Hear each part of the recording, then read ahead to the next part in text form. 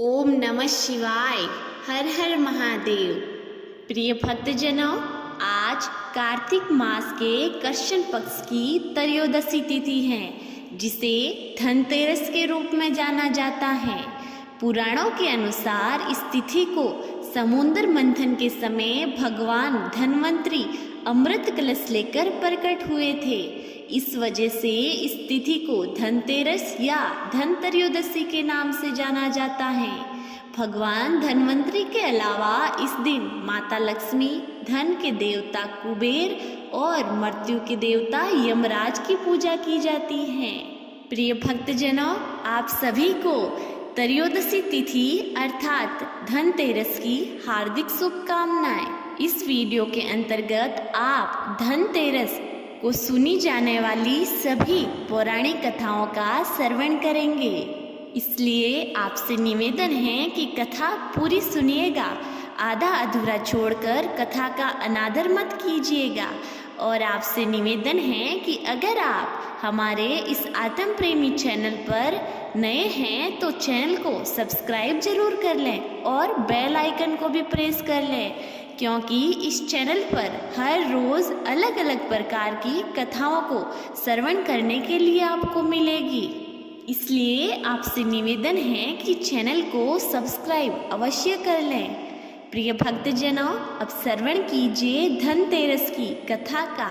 पौराणिक कथा के अनुसार एक बार यमराज ने अपने दूतों से प्रश्न किया कि क्या प्राणियों के प्राण हरते समय तुम्हें किसी पर दया भी आती है?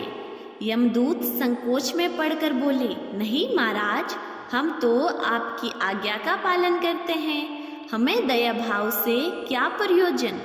यमराज ने फिर प्रश्न दोहराया, संकोच मत करो, यदि कभी कहीं तुम्हारा मन पसीजा है तो निडर होकर कह डालो। तब यमदूतों ने कहा, सचमुच एक घटना ऐसी घटी है जब हमारा हृदय कांप गया। हंस नाम का राजा एक दिन शिकार के लिए गया। वह जंगल में अपने साथियों से बिछुड़कर भटक गया और दूसरे राजा की सीमा में चला गया। वहाँ के राजा हेमा ने राजा हंस का बड़े सत्कार से स्वागत किया। उसी दिन राजा हेमा की पत्नी ने एक पुत्र को जन्म दिया। ज्योतिषियों ने नक्षत्र गणना करके बताया कि यह बालक विवाह के 4 दिन बाद मर जाएगा। राजा हंस के आदेश से उस बालक को यमुना तट पर एक गुहा में ब्रह्मचारी के रूप में रखा गया। उस तक स्त्रियों की छाया भी नहीं पहुंचने दी, किंतु विधि का विधान तो अडिग होता है। संयोगवश एक दिन राजा हंस की राजकुमारी यमुना के तट पर निकल गई और उसने उस ब्रह्मचारी बालक से गंधर्व विवाह कर लिया। चौथा दिन आया और राजकुंवर मृत्यु को प्राप्त हुआ। उस नहु परिणीता का करुण विलाप सुनकर हमारा हृदय कांप गया। ऐसी सुंदर जोड़ी हमने कभी न देखी थी। वे कामदेव तथा रति से कम नहीं थे। इस युवक को कालग्रस्त करते समय हमारे अश्रु भी थम न पाए। यमराज ने गर्वित होकर कहा, क्या किया जाए? विधि के विधान की मर्यादा हेतु हमें ऐसा अप्रिय कार्य करना पड़ता है। तब दूत के पूछने पर यमराज ने अकाल मृत्यु से बचने का उपाय बताने के लिए कहा। धनतेरस के पूजन एवं दीपदान को विधि पूर्वक पूर्ण करने से अकाल मृत्यु से छुटकारा मिलता है। जहाँ जहाँ जिस घर में यह पूजन होता है वहाँ अकाल मृत्यु का भय पास नहीं भटकता। इस घटना से धनतेरस के दिन धन्वंतरी पूजन सहित दीपदान के प्रथा का प्रचलन हुआ।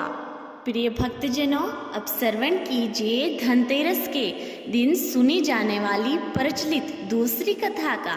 पौराणिक कथा के अनुसार कार्तिक कृष्ण त्रयोदशी के दिन देवताओं के कार्य में बाधा डालने के कारण भगवान विष्णु ने असुरों के गुरु शुक्राचार्य की एक आंख फोड़ दी थी।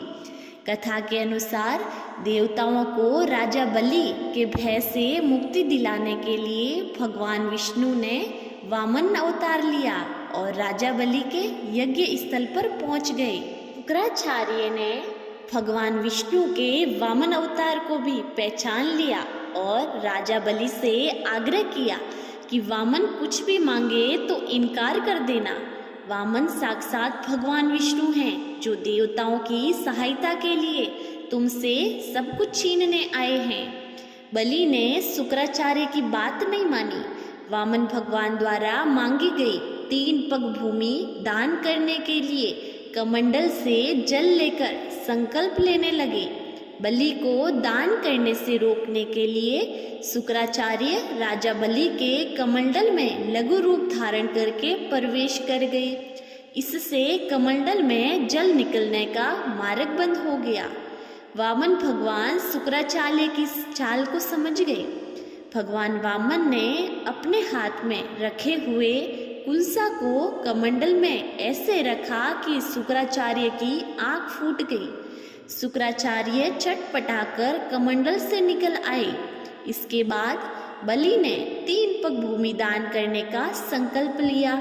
तब भगवान वामन ने अपने एक पैर से संपूर्ण पृथ्वी को नाप लिया और दूसरे पैर से पूरे अंतरिक्ष को, और तीसरे पैर के लिए कोई स्थान नहीं होने पर बलि ने अपना सिर वामन भगवान के चरणों में रख दिया। बलिदान में अपना सब कुछ गंवा बैठा। इस तरह बलि के भय से देवताओं को मुक्ति मिली और बलि ने जो धन संपत्ति देवताओं से छीन ली थी उससे कहीं गुणा धन संपत्ति देवताओं को मिल गई। इसलिए धनतेरस का त्योहार मनाया जाने लगा। प्रिय भक्तजनों, अब श्रवण कीजिए धनतेरस के दिन सुनी जाने वाली लक्ष्मी जी की कथा का। पौराणिक कथा के अनुसार एक ब्राह्मण था। रोज पीपल में जल चढ़ा रहा था। पीपल से लड़की कहती है, पिताजी मैं तेरे साथ चलूंगी। ब्राह्मण सूखने लगा। ब्राह्मणी बोली, क्यों सूखे हो? ब्राह्मण बोला, पीपल में से एक लड़की कहती है कि पिताजी मैं आपके साथ चलूंगी। बोली, कल ले आना, जहाँ 6 लड़की है वह 7वीं सही। वह दूसरे दिन ले आया उस लड़की को। एक दिन आटा मांगने गया तो थैला भर के मिला। माँ आटा छानने लगी तो बेटी बोली, माँ मैं छानूंगी। ना बेटी, पावनी बेटी थोड़ी थोड़ी हो जाएगी। बेटी ने कहा, ना मैं ही छानूंगी माँ। उसने छाना, परात भर गई। खाना बनाने लगी तब भी बोली, ना मैं बनाऊंगी माँ। माँ बोली, ना बेटी उंगली जल जाएगी। फिर भी उसने बोला, मैं ही बनाऊंगी खाना। रसोई में गई, 36 प्रकार के भोजन बनाए।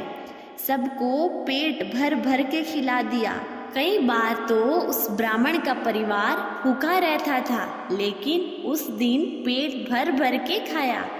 ब्राह्मणी का भाई आया। उसने बोला, जीजी मुझे तो भूख लगी है, रोटी खाऊंगा। बहन सूखने लगी। सबने खा लिया, अब कहाँ से खिलाऊंगी? बेटी बोली, माँ क्या बात है? माँ बोली, तेरा मामा आया है, रोटी खाएगा। वो रसोई में गई, 36 प्रकार के भोजन बना के लाई और मामा जी को जिमा दिया। जीजी ऐसा भोजन कभी नहीं खाया जैसा आज खाया, उस लड़की का मामा बोला। तब उस लड़की की माँ बोली, भाई तेरी पहाउनी भांजी है, उसने बनाया है। मामा खा के चला गया। शाम हुई, बोली, माँ चौका लगा के चौका का दीवा जला दियो, कोठे में सोऊंगी। माँ बोली, नहीं बेटी तुम डर जाओगी। उसने जिद किया और वो कोठे में ही सो गई। आधी रात को उठी, चारों तरफ उसने देखा तो धन ही धन हो गया। वो जाने लगी। बाहर बूढ़ा ब्राह्मण सो रहा था। उसने पूछा, बेटी कहाँ चली? बोली, मैं तो लक्ष्मी माता हूँ, इसके 6 बेटी हैं, दरिद्रता दूर करने आई थी।